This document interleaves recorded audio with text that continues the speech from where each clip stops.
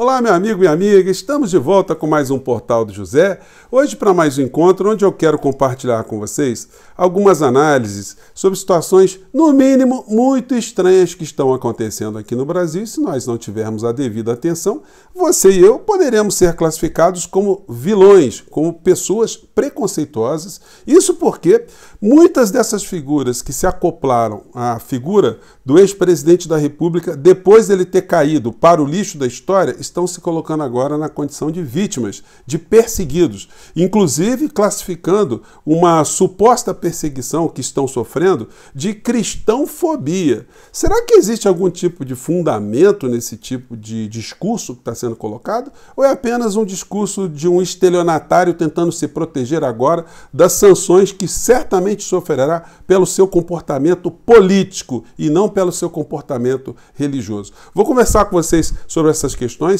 e temos uma questão muito objetiva também envolvendo o Banco Central que eu quero conversar aqui com vocês. O presidente Lula, ele pode demitir o presidente do Banco Central. Afinal, pode ou não pode? Vou conversar com vocês sobre essas questões. Mas antes de mais nada, quero convidar você que está chegando agora ao nosso portal e não nos conhecia, porque você se inscreva aqui conosco também. Você que é muito bem-vindo, muito bem-vinda. Conheça os nossos outros vídeos. Se você gostar, compartilhe, recomende. Enfim, não esqueça de dar o seu joinha e o seu comentário aqui no nosso portal, tá bom? Lembrando que todos os dias eu abro um chat para a gente bater um papo ao vivo antes de entrarmos no ar. E se você puder também, se inscreva no nosso clube de membros, que é uma ferramenta adicional para você estar aqui inserido nas nossas discussões, você apoiar aqui os nossos encontros, tá bom? Então, vamos seguir em frente. Gente, ontem eu mostrei para vocês um vídeo onde o Silas Malafaia, não sei se dá para chamá-lo ainda de pastor, ele disse que no Brasil existe um movimento, né, que seria voltado a converter heterossexuais em homossexuais, como se isso fosse possível, né? Pessoas estando bem com a sua heterossexualidade, de repente ela muda porque ela está sendo influenciada por um ativismo gay aqui no Brasil. E isso, segundo esse senhor absolutamente inescrupuloso, teria origem em Karl Marx, seria o marxismo cultural que estaria fazendo isso com a sociedade brasileira. Gente, é muita loucura, mas isso tudo é para ajudar as pessoas que ficaram ao redor desse tipo de político que se camufla em religioso, de jogarem cada vez mais essas pessoas no mundo do preconceito, do medo, do pânico, e aí cada vez mais não prestarem atenção na realidade concreta aqui no nosso país. E hoje veio à tona esse vídeo aqui do senhor André Valadão. Gente, o que está pintando de vídeo de gente que diz que teve relacionamentos sexuais com o senhor André Valadão, no campo da homossexualidade, enfim, situações assim, não está no gibi. Isso não seria objeto aqui, eu nem vou mostrar para vocês aqui esses vídeos de pessoas que estão nessa linha aí, porque não é o nosso objeto aqui. Agora, ele só está presente aqui nos nossos debates porque fez discurso político a favor de Bolsonaro, discurso eleitoral a favor de Bolsonaro, apoiou o comportamento de Bolsonaro durante a pandemia, logo apoiou um comportamento que levou pessoas à morte, e mais do que isso, dessensibilizou as pessoas ficaram desumanas, as pessoas ficaram alheias à morte do outro. E não foi pouca gente, não. Quando um ex-presidente da República como Bolsonaro tem o volume de votos que ele teve, é sinal que a maior parte dos seus eleitores simplesmente não levou essa realidade como um fato para ser digno, né, da apreciação eleitoral. Então ele veio hoje dizendo isso aqui, e aí eu quero compartilhar com vocês essa fala aqui. Vamos lá. Linguagem que não é a linguagem do céu, que não é uma linguagem que é aquilo que é a vontade de Deus. Por isso, quando eu falo desse tema, cristãofobia, me alarma, como que eu posso dizer isso aqui? Me sacode pensar que nós ouvimos sobre tanta fobia. Onde está a cristãofobia? Gente, é o seguinte, né? Então o cara diz que tem que matar gay, né? Que a Bíblia... que foi isso que ele disse, não adianta ele dizer que não falou esse tipo de situação. Ele vai ter que dar explicação ao Ministério Público Federal, ao Ministério Público lá de Minas Gerais, às ações civis que ele vai responder, para esses segmentos e instituições que ele tem que prestar esses esclarecimentos. E aí o que acontece? Quando ele é demandado, olha, está tendo uma cristãofobia. Não, está tendo uma canalhofobia. uma calhordicifobia, né? Ou seja, a fobia do calhorda ou contra o calhorda, contra o canalha. Desculpem usar essas expressões aqui, gente, mas não tem jeito. Como é que eu vou classificar? Vou dizer que isso é cristão, que isso é um religioso, é um homem que prega a paz, um homem que prega o amor, quando ele fez exatamente o contrário, e não é por outra razão que ele apoiou a figura do ex-presidente da República, né? Você coloca Cristo e Bolsonaro, peraí, né? Não tem condição alguma. Mas então tá vindo esse tipo de personagem com esse tipo de fala, que não vai ajudar certamente a ele escapar dessa história, não. Aqui tem vídeos aqui no canal do Rony Telles sobre essas situações que eu falei com vocês, né?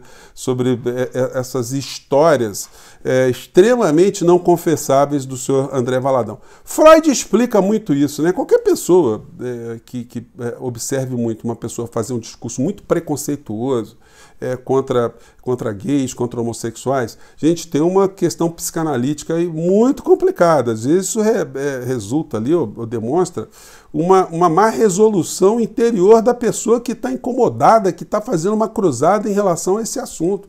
Enfim, quem é especialista entende muito isso e quem tem sensibilidade também entende. Quando alguém tem um comportamento, não só nesse campo, né, gente? Qualquer tipo de comportamento muito efusivo contra alguma coisa, sempre envolto num preconceito, tem a situação ali por trás muito complicada, né? Pois bem, e ainda dentro desse universo, dentro de tantas confusões que nós tivemos aqui no Brasil, onde verdadeiras agremiações religiosas foram convertidas em verdadeiros partidos políticos, agora nós estamos diante de mais um dilema, mas agora no governo Lula. E quem chama atenção é um editorial hoje do Estado de São Paulo. O título do texto é Lula, os evangélicos e o espírito republicano. Atender os evangélicos não é beneficiar financeiramente lideranças religiosas com novas isenções fiscais. É governar responsavelmente, respeitando os valores de cada um. Então quer dizer que se o governo Lula não conceder benefícios fiscais, por exemplo, a esses pastores, esses líderes, ele também é um cristãofobo? É um cristofobo? É um termo tão inusual, né, que é difícil até a gente colocar corretamente. O Lula sofreria também de cristãofobia? Enfim. E editorial muito interessante nesse particular aqui, e eu sublinhei uma parte aqui embaixo, né? Eu vou colocar, inclusive, na descrição do nosso vídeo. Aqui ele diz o seguinte, esse editorial. Agora, na busca por condições mais benéficas para as igrejas, a bancada evangélica tenta isentar de impostos toda a compra de bem ou serviço feita por um CNPJ de igreja. A rigor, pretende-se criar um feudo de imunidade. Tudo que supostamente se relacionar com uma entidade religiosa estaria imune de tributos, ou seja, mais do que uma igreja, essas lideranças querem ter negócio altamente lucrativo. Outra frente de pressão da bancada evangélica é a liberação da tributação da folha de pagamento dos empregados das igrejas. Gente, é o seguinte, a igreja se coloca como um partido político com esse tipo de isenção e os seus líderes, que vão cada vez mais acumulando riquezas, capital, ganham também mais força política para, inclusive, interferirem no processo social aqui no nosso país. Gente, é muito complicado, o governo Lula vai ter esse desafio pela frente aí. E quanto mais debates a gente tiver sobre essas questões, quanto mais a gente conseguir discutir essas questões, sempre levando em consideração que o Estado brasileiro é um Estado laico, não deve proteger, privilegiar religião nenhuma, quanto mais a gente conseguir jogar luzes sobre essas discussões, mais a gente estará evoluindo no caminho das nações mais desenvolvidas do mundo, né? E aí, gente, entrando aqui no aspecto econômico, que a gente vai ter que fazer essa migração, a gente vai jogar luzes sobre essas questões. Hoje eu vi um vídeo com o pronunciamento da Gleisi Hoffmann, né? Eu vou colocar um trecho aqui para vocês, vamos lá. De não ser mais claro e efetivo no sentido de dizer que ia baixar a taxa de juros. O comunicado foi muito duro. Depois que ele recebeu um monte de críticas, inclusive na mídia, é que ele cedeu talvez para uma posição que tinha em parte da diretoria. Ele tem feito política. Ele dá entrevista, ele fala publicamente, não foi ainda na Câmara, a gente tinha convocado, aí mudou para convite, não foi lá, ele tem obrigação também de ir. Então, assim, o posicionamento dele, a performance, a atuação política. E ele precisa responder sobre isso, né? Ela está falando do Campos Neto, presidente do Banco Central. A autonomia tem que dar muita responsabilidade a quem está no Banco Central. O presidente do Banco Central tem que se comunicar pela ata do Copom, não nas entrevistas e nem para fazer palestra para empresário, para público e para investidor. Então eu acho que ele tem que responder sim. A minha vontade, se você quer saber, é que ele devia sair já, devia sair logo. Acho que ele faz mal à economia brasileira. Mas vale arrumar essa briga? Você acha que o Lula deveria pedir, de repente, um processo para que possa ser analisado pelo Congresso para a demissão dele? Essa é uma avaliação, claro, que o governo tem que fazer, cabe principalmente ao CMN, ao ministro da Fazenda, ao ministro do Planejamento. Sei que o governo tenta levar as coisas de maneira menos conflituosa, né? Eu estou falando uma opinião política, porque eu acho que isso dá um prejuízo muito grande. Veja, quando você define uma taxa de juros, ela demora no tempo para fazer efeito. Pelo menos um ano, você aumentou lá atrás, agora que essa taxa alta está começando a fazer efeito, enfim, e ela vai reverberando. Então, gente, a presidente do PT, ela está fazendo a avaliação que todas as pessoas do campo produtivo têm feito aqui no nosso país, que a taxa de juros do Brasil ela é inaceitável. O presidente Lula ele tem falado bastante sobre essa taxa de juros absolutamente incompreensível no Brasil. E aí muitas pessoas têm perguntado para mim, é possível o Lula destituir o Antônio Campos Neto da presidência do Banco Central? Bom, diretamente não, mas ele tem meios para fazer isso pela seguinte questão. Aqui a Lei Complementar 179 de 2021 diz que para nomeação do presidente do Banco Central, está escrito aqui no artigo 4º, o presidente e os diretores do Banco Central do Brasil serão indicados pelo presidente da República e por ele nomeados após aprovação de seus nomes pelo Senado Federal. Então o presidente indica ele e todos os outros diretores do Banco Central. E o Senado Federal aprova ou não. E ele pode destituir essas figuras, aí está aqui no artigo 5º. O presidente e os diretores do Banco Central do Brasil serão exonerados pelo presidente da República, 1. A pedido, 2. No caso de acometimento de enfermidade, 3. Quando sofrerem condenação, tarará, tarará. 4. Quando apresentarem comprovado e recorrente desempenho insuficiente para o alcance dos objetivos do Banco Central do Brasil. Então, o senhor Campos Neto está com um desempenho absolutamente ineficiente dentre todas as atribuições que tem o Banco Central. Então, tecnicamente, o Lula pode pedir para que isso ocorra, né? Então, diz o seguinte, ocorrendo a vacância, aí depois vem aqui vários incisos, mas o que pode fazer o presidente da República? Ele tem que pegar ali o Conselho Monetário Nacional, que é composto pelo Haddad, a Simone Tebet e o próprio presidente do Banco Central. Então nós temos 2 votos de pessoas alinhadas com o governo e um voto do Campos Neto.